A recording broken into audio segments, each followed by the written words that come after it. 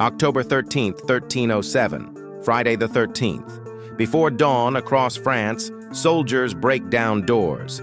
Templar Knights are dragged from their beds in chains. Within hours, the most powerful banking organization in medieval Europe is destroyed. The official story? The Knights Templar were heretics, devil worshippers, criminals who deserved what they got. But what if I told you that's a lie? What if the real reason King Philip IV of France arrested the Templars wasn't about heresy, but about money? What if the Templars had built a financial empire so powerful it threatened the kings themselves? And what if their treasure, worth over $2 trillion today, was never actually found? This isn't a fantasy novel.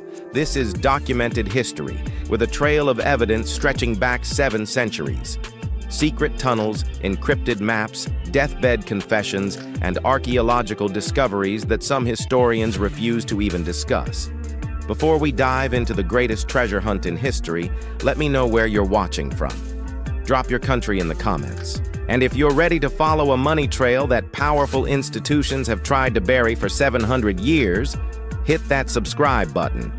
Because what you're about to discover will change everything you think you know about the Knights Templar, the Catholic Church, and the origins of modern banking. Let's start with a question nobody asks.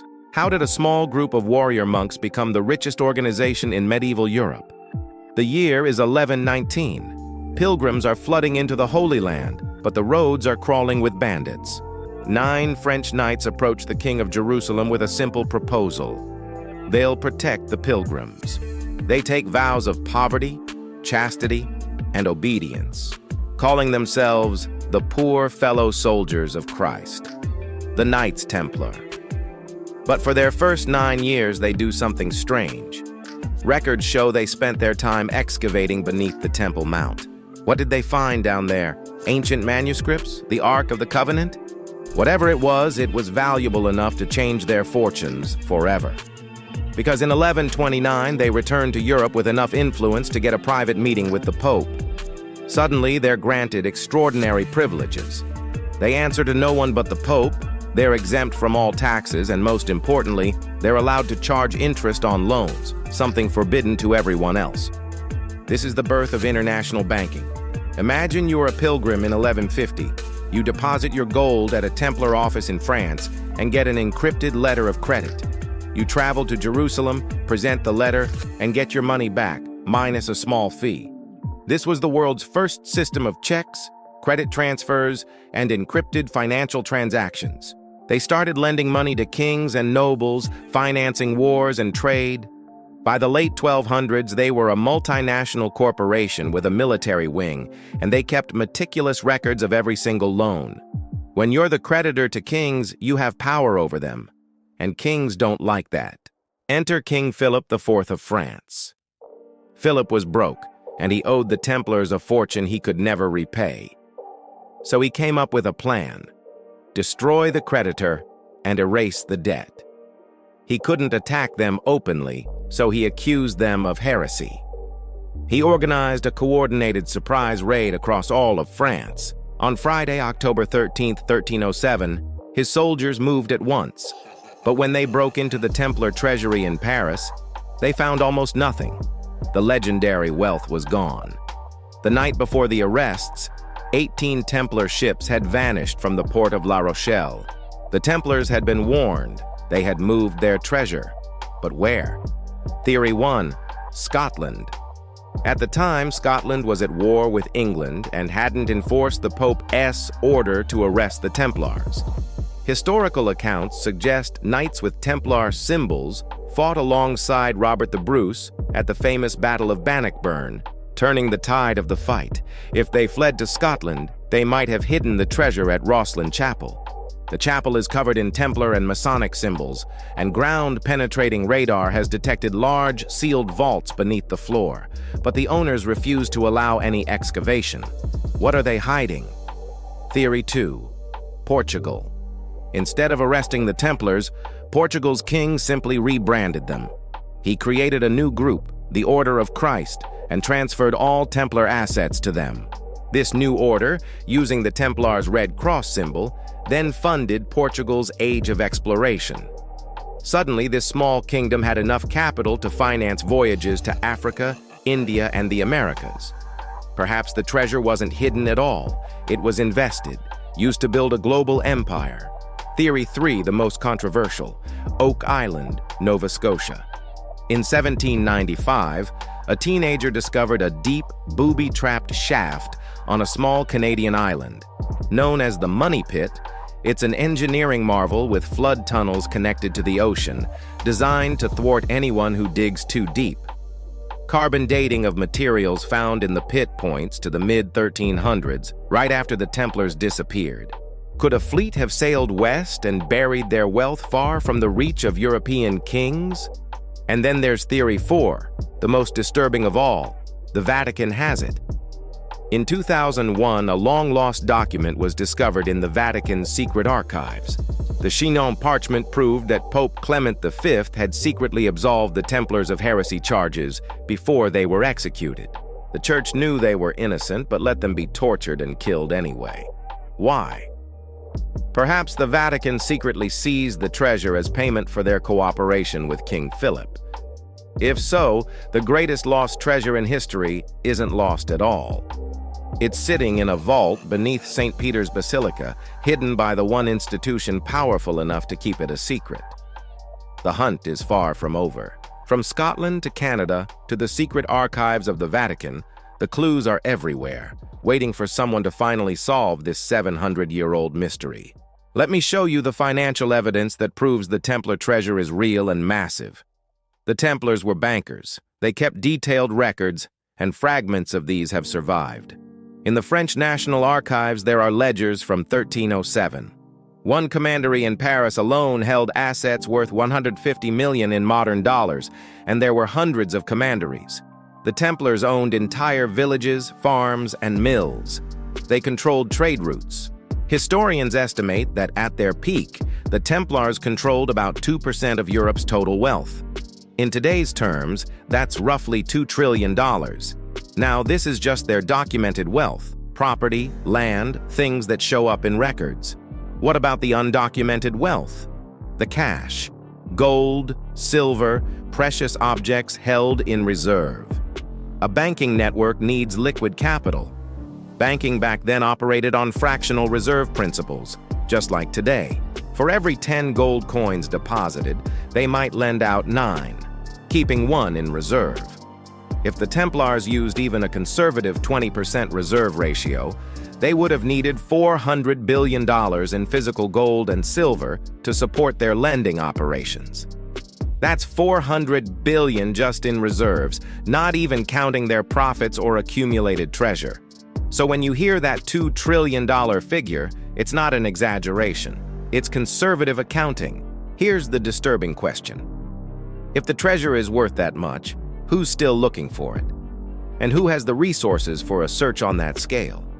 Governments, powerful families, secret societies. The Vatican has never stopped being interested in Templar history. They control access to archives and restrict what researchers can see. The French government consistently blocks serious archaeological digs at Templar sites. Why? What are they protecting? Or are they looking for it themselves? In Scotland, Rosslyn Chapel was designated a protected site. This sounds good until you realize it means no one can dig there without government permission. Permission that is never granted. Who benefits from keeping these sites unsearched? The treasure hunt itself is profitable. Books, documentaries, tourism. Rosslyn Chapel gets 150,000 visitors a year. Oak Island is a TV series that's run for over 10 seasons. The mystery makes money, but solving it could make someone unimaginably powerful, and the search is intensifying. In 2019, a French team used drones with ground-penetrating radar to survey Templar properties. They discovered dense metal objects buried deep underground. Their excavation permits were denied. No explanation. In 2021, a research group in Portugal claimed to have decoded Templar symbols into a map showing a vault. They were stopped by authorities and banned from the site. In 2022, divers off the coast of Israel found medieval artifacts with Templar markings. The artifacts were seized, and the location was declared off-limits. The pattern is clear. Evidence is being found, and evidence is being suppressed. Why? One theory is the legal nightmare. If the treasure is found, who owns it? The treasure was stolen from the Templars, who were later absolved of heresy. That means their property was seized illegally. Does it belong to the descendants of the Templars, the Catholic Church, the government of the country it's found in? It's a legal mess worth trillions, so governments have an incentive to either find it themselves or make sure no one else does. But there's a darker theory. What if the treasure isn't just gold? What if it's something dangerous? Remember, the Templars spent 9 years excavating beneath the Temple Mount in Jerusalem, the site of Solomon's Temple. This is where the Ark of the Covenant was supposedly kept. The Ark would be the most important religious artifact in history. But what about documents? The Templars had access to Islamic libraries. They learned Arabic and translated ancient texts. What if they found scrolls that contradicted church teachings? That would explain why the church destroyed them. Not for what they did, but for what they knew. If those documents are hidden with the treasure, the Vatican has every reason to keep those vaults sealed. The Templar legacy didn't end in 1307, it evolved. Many Templars went underground, joining other orders or creating secret societies. Freemasonry explicitly claims descent from the Templars, with rituals referencing their persecution. Whether it's historical or symbolic, Freemasons have been influential in banking and politics for centuries. The Rothschild banking family had connections to Freemasonry. So did many founders of the Federal Reserve. Is there a continuous thread from Templar banking in 1300 to modern central banking? The similarities are striking. The Templars created international banking networks, encrypted financial instruments, and letters of credit. They understood a fundamental truth. Control of money is control of power. Kings ruled through force. The Templars ruled through debt. When you owe someone money, they own a piece of your future. King Philip destroyed them not because they were heretics, but because he couldn't escape his debt any other way. And now the hunt has taken a new turn. Modern technology is revealing what's been hidden for centuries. Satellite thermal imaging has discovered underground chambers at Templar sites in France. Advanced sonar may have found a Templar shipwreck off La Rochelle, where their fleet disappeared. But the French government has warned they'll prosecute anyone who attempts unauthorized recovery. The search has even gone digital. An anonymous researcher claimed to use AI to decode a Templar financial ledger, showing debts owed by prominent European families that still exist today. Imagine discovering your ancestors defaulted on a debt to the Templars, and that debt, with 700 years of interest, is coming due. This is why some believe powerful families are actively working to ensure the Templar archives are never found. And what about the most controversial theory of all? The one that connects the Templars to America before Columbus. There's a rock in Massachusetts called the Westford Knight, a carving of a medieval knight. There's the Newport Tower in Rhode Island. Mainstream historians dismiss them, but the evidence accumulates. If the Templars reached North America, it would explain where their fleet went and how they hid a treasure so completely. They had the ships, the navigation skills, and the motive to hide their wealth beyond the reach of any king or pope. It's speculative, but not impossible. It could mean the search has been on the wrong continent for 700 years. Regardless of whether the treasure is ever found, the Templar story teaches us a vital lesson. They built power through financial innovation, becoming the original too-big-to-fail institution. But they threatened political power, and King Philip proved that even the most powerful financial entity can be destroyed. The charges were false, the confessions tortured, the trials a sham. But Philip had the power to define reality. This is the real treasure of the Templar story. It's not gold or silver, but a profound understanding of how power works, how it shifts, and how it destroys those who threaten it. All right, let's dive into the evidence for each of the major Templar treasure theories. To really figure this out, we need to look at the claims carefully, starting with Scotland and the mysterious Rosslyn Chapel. The chapel itself was built in 1446, a good 140 years after the Templars were arrested, but the man who commissioned it, William Sinclair, came from a family with deep documented ties to the Templars. In fact, his grandfather fought at the Battle of Bannockburn, right alongside those mysterious knights who famously turned the tide of the battle. And the chapel? It's absolutely covered in symbolism. You've got green men, ancient pagan symbols carved right into a Christian church. There's Masonic imagery that actually predates the official founding of Freemasonry. But here's the real kicker. Carvings of American plants like corn, etched into the stone decades before Columbus supposedly discovered America. How would a Scottish stonemason in 1446 even know what corn looked like? Unless, of course, someone had already brought that knowledge back from America. Perhaps the Sinclair family had access to maps and information about secret transatlantic voyages. Beneath the chapel, there are sealed vaults. We know they're there. Ground-penetrating radar has confirmed it. But they have never been opened. The official line is that they're worried about structural damage. But back in 2010, a team of engineers did a full assessment. Their conclusion: the structure could absolutely withstand a careful excavation. They recommended exploring the vaults, but the chapel's trustees rejected it. Why? If there's nothing in there, why not just open them and settle the debate once and for all? The refusal suggests there's something valuable, something controversial enough to keep hidden. Some researchers believe those vaults hold the Templar archives, financial records, lists of debtors, proof of massive debts owed by nobles all across Europe. Debts that were conveniently wiped clean when the Templars were dissolved. If those records exist, they would expose the entire hidden financial power structure of medieval Europe. We'd see which powerful families built their fortunes on defaulted debts, which royal houses owe their very existence to stolen Templar wealth. That's the kind of information that could destabilize claims to nobility and reveal that many of Europe's elite are descended from thieves on a massive scale. Of course, they don't want those vaults opened. Now, let's head to Portugal and the Order of Christ.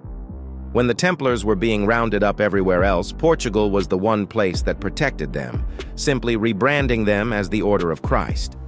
This was no accident. Portugal's King Dinis was deeply in debt to the Templars. By protecting them, he was protecting his own financial skin.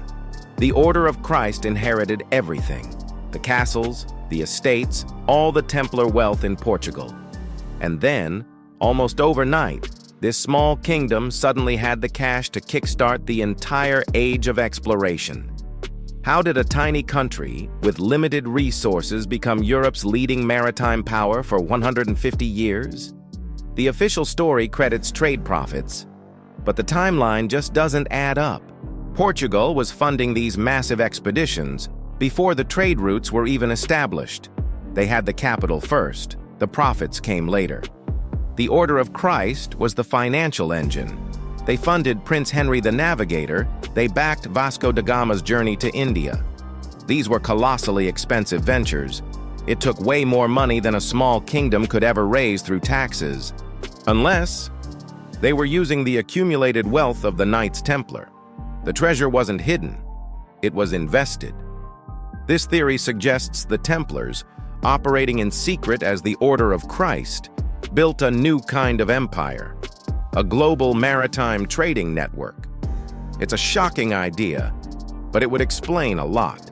Next, we have the most famous and frustrating treasure hunt in the world, Oak Island in North America. The money pit was discovered way back in 1795, and for over 200 years, people have been trying to get to the bottom of it. Every single attempt has been defeated by incredibly sophisticated engineering. The main shaft has oak platforms every 10 feet.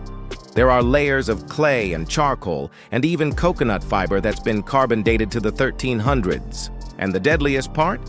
Ingenious flood tunnels connected to the ocean, designed to fill the pit with seawater the moment you dig past a certain point. This isn't a natural formation, it's a man-made booby trap. Whoever built this knew people would come looking. Recent excavations have found a lead cross with Templar-style markings, medieval pottery, and even parchment fragments. Something is down there. If the Templars did bury their treasure on Oak Island, It would finally explain why the Templar fleet that sailed from La Rochelle just vanished. They weren't in Europe. They crossed the Atlantic.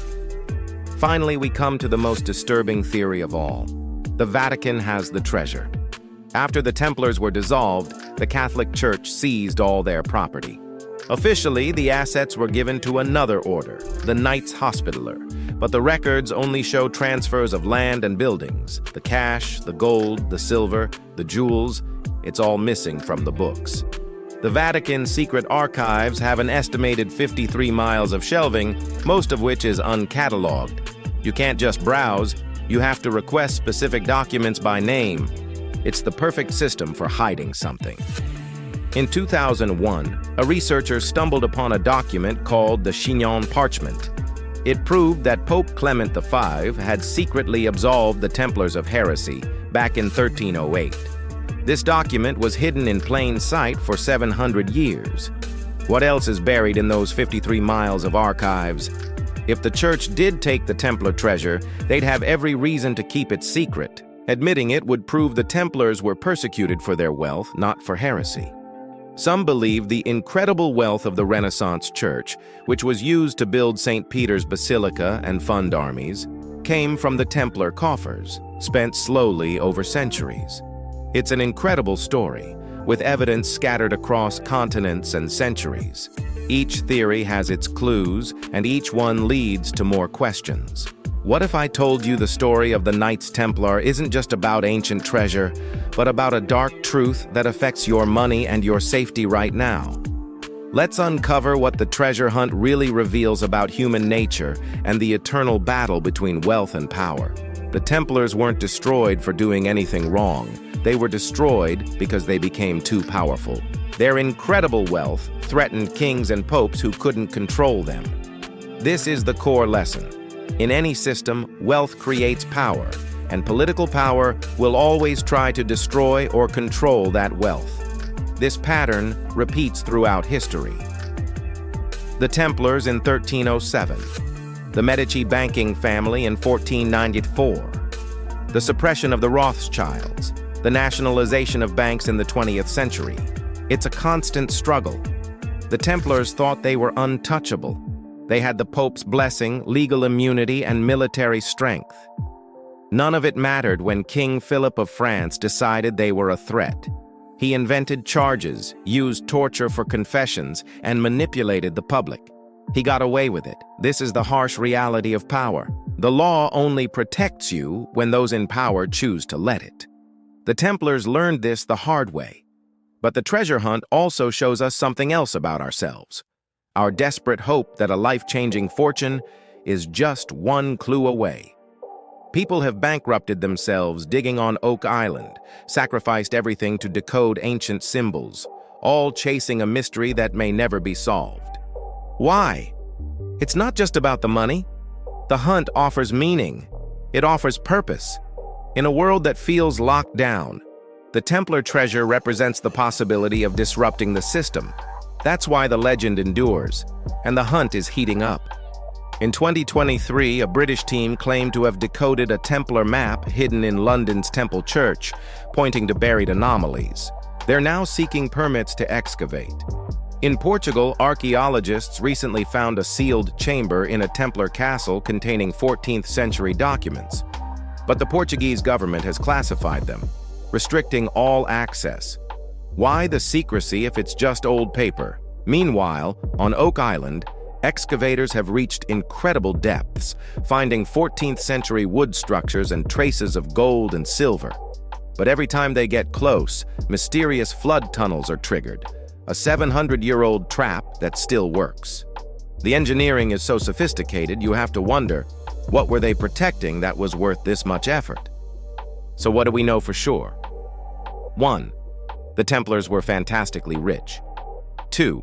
Most of that wealth vanished before they were arrested. 3. Templar ships sailed from La Rochelle just before the raids. 4. They had a warning. This wasn't a surprise attack. It was a planned evacuation. 5. After 700 years, no major treasure has been found in Europe. So where did it go? The most likely theories are that it was taken to Scotland and hidden, spent to fund Portugal's Age of Exploration, or buried across the Atlantic on Oak Island. Or maybe all of these are partially true. They had 18 ships. They could have split the treasure, which would explain why no single theory has all the answers.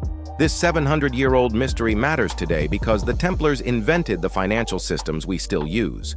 International banking, credit, secure transactions, it all started with them. And their downfall reveals the system's fundamental weakness, the conflict between financial power and political power. When debt grows too large, governments don't just default. They look for ways to reset the system, often by seizing wealth. It happened to the Templars, and it can happen again. Your savings, your investments, they all exist at the mercy of political will. The wealthy know this, which is why they diversify and hide assets. They learned the Templar lesson. So, if the Templars, with all their power and networks, could be destroyed overnight by a king in debt, what makes you think your wealth is truly safe? The treasure hunt continues because we want to believe some wealth escaped the system, that it's still out there. But maybe the real treasure isn't gold. Maybe it's information, evidence of who really owes what to whom. Proof that could shatter the foundations of power and nobility. That kind of truth would be worth more than any treasure, and it would be worth hiding at any cost. What do you think? Does the treasure exist? Drop your theory in the comments below. And if you love questioning official stories, hit subscribe and share this video.